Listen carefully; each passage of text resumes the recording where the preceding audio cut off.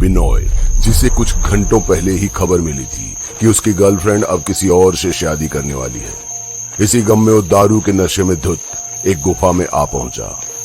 ये वही गुफा थी जहां बिनोय अपनी गर्लफ्रेंड के साथ खूबसूरत वक्त बिताया करता था, लेकिन आज वो अकेला था।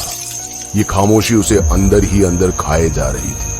तभी उसने इस सन्नाटे को चीरते हुए कहा, आगे तुम भी पैसों की गुलाम निकली हैं?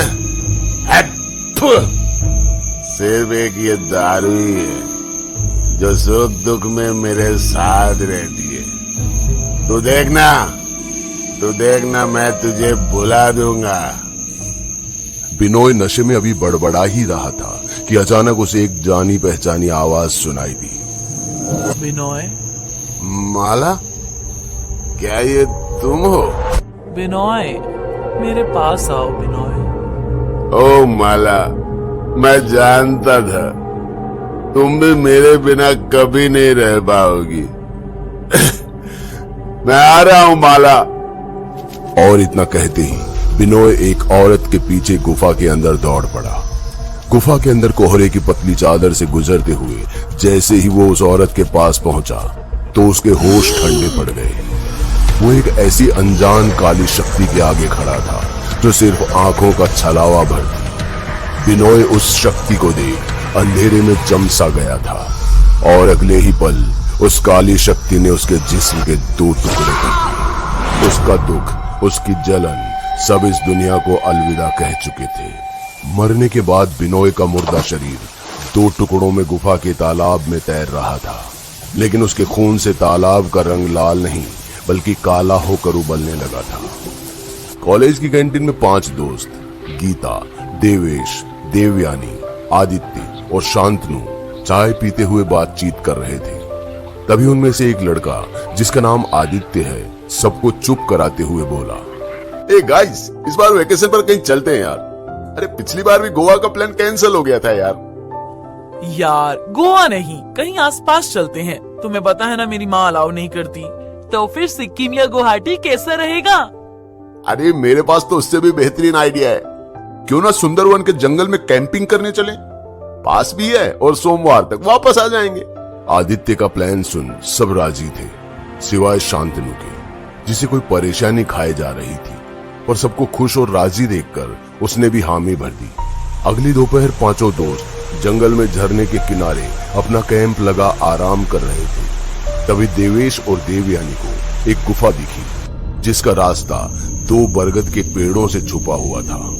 यार ये गुफा देखने से काफी खुफिया लगती है। कोई और मेरी जगह होता तो कहता कि यहाँ से जल्दी निकलते हैं, पर मैं कहूंगा कि क्यों ना रात यहीं बिताई जाए। इस पर गीता ने एक्साइटेड होते हुए कहा, वैसे आइडिया अच्छा है, आग जलाते हैं जल्दी से। सब अपनी सहमति जताते हुए हाँ कहते हैं, पर शांतनु मना करते हुए कहता है कि ए भाई, ये सुनो, यहाँ रुकना खतरनाक हो सकता है यार। ऐसी गुफाओं में अक्सर खतरनाक जानवर और चमगादड़ हो सकते हैं जो रात में चुपके से हमला करते हैं। मेरी मानो तो उल्टे पांव चलते हैं यार।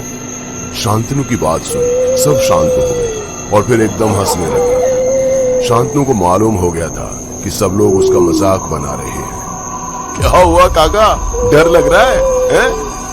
अबे शांतनु, मत बन और डरना छोड़। ये बात सुन शांतनु एक पल को देवेश का गिरेबान पकड़ने को होता है, पर फिर गुस्से में अपने दांत भींचते हुए वहां से चला गया। सूरज ढलते ही जैसे जैसे रात थोड़ी गहरी हुई, देवेश और देवयानी झरने की तरफ कुछ पल अकेले बिताने को चल दिए और आदित्य भी मौके का फायदा उठाते हुए गीता के पास पहुंच गया। गीता, काम निपटाकर गुफा के अंदर आना, तुमसे जरूरी बात करनी है। हाँ, बस अभी आई। इतना कहकर आदित्य गुफा के अंदर चला गया और लाइटर से अपनी सिगरेट जला गीता का इंतजार करने लगा। इंतजार करते हुए कुछ मिनट गुजरे ही थे कि तभी किसी ने उसे उसके नाम से पुकारा, आदित्य। गीता, क्या ये तुम हो? सुनो आदित्य।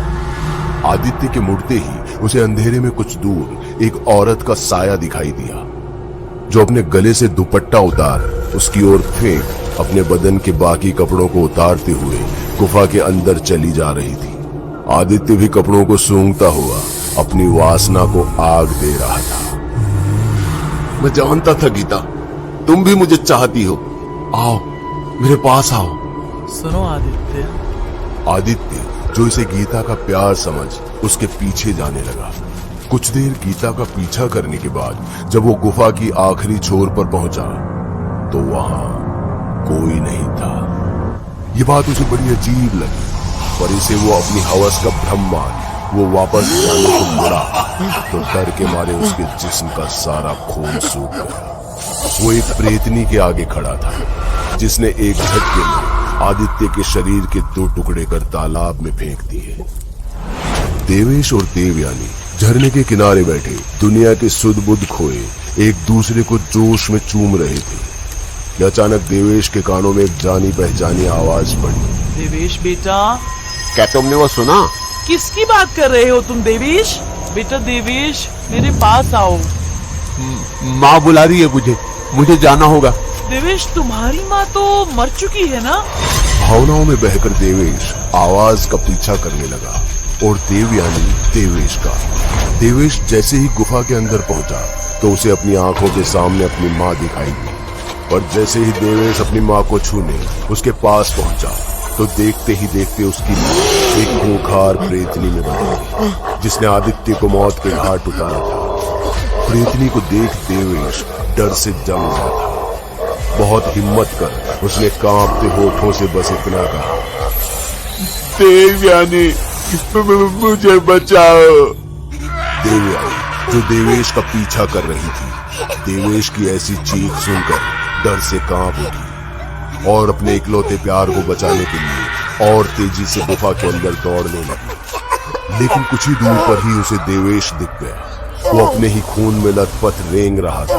उसकी ये हालत देखकर देवयानी उसे किसी तरह गुफा से बाहर ले आई। तुम्हारा ये हाल किसने किया? एक जंगली भेड़िए ने मुझ पर धावा बोल दिया था। किसी तरह मैंने अपनी जान बचाई है, इससे पहले कि वो फिर से यहाँ आए। हमें निकलना चाहिए।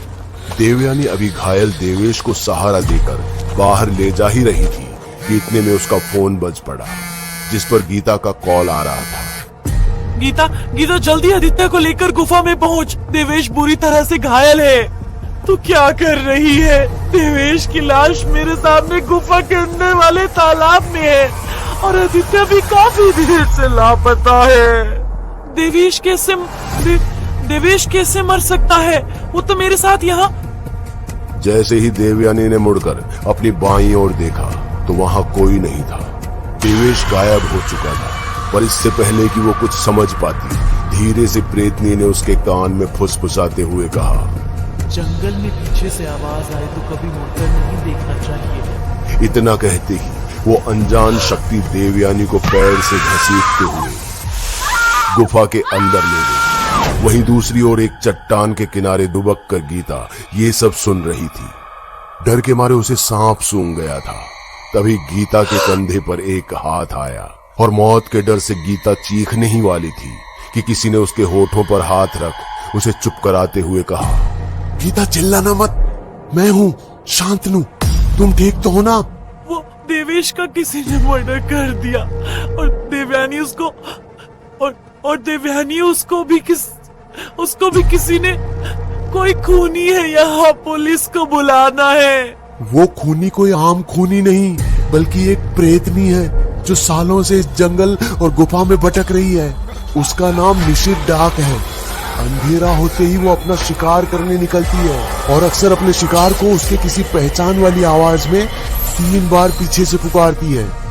और मुड़कर जवाब देने वाले अगले दिन सूरज नहीं देख पाते। पर शांतनु, तुम्हें ये सब कैसे पता? 5 साल पहले मेरे भैया बिनोय दास भी ऐसे ही गायब हुए थे। काफी खोजबीन के बाद बस मिली तो उनकी एक बाजू और उनके साथ एक शराब की बोतल। इसलिए मैं यहाँ हरगिज नहीं आना चाहता था।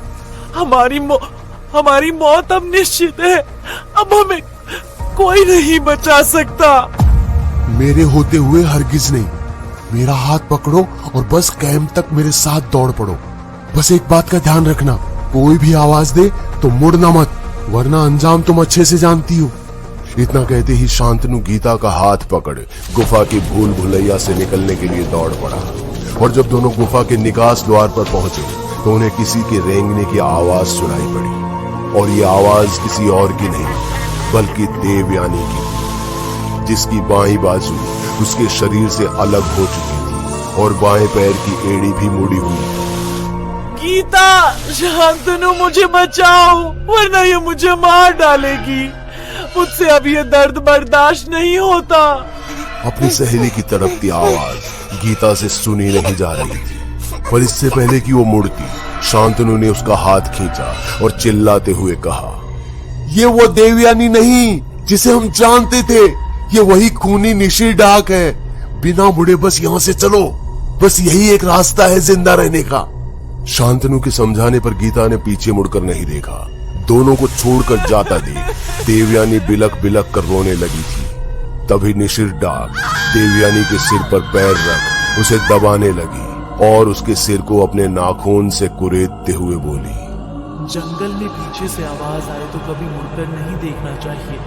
क्या पता मौत पीछे खड़ी है। दोस्तों, अगर आपको हमारी कहानी अच्छी लगी हो तो लाइक, कमेंट और शेयर जरूर करें। साथ ही रेगुलर अपडेट के लिए चैनल को सब्सक्राइब करें।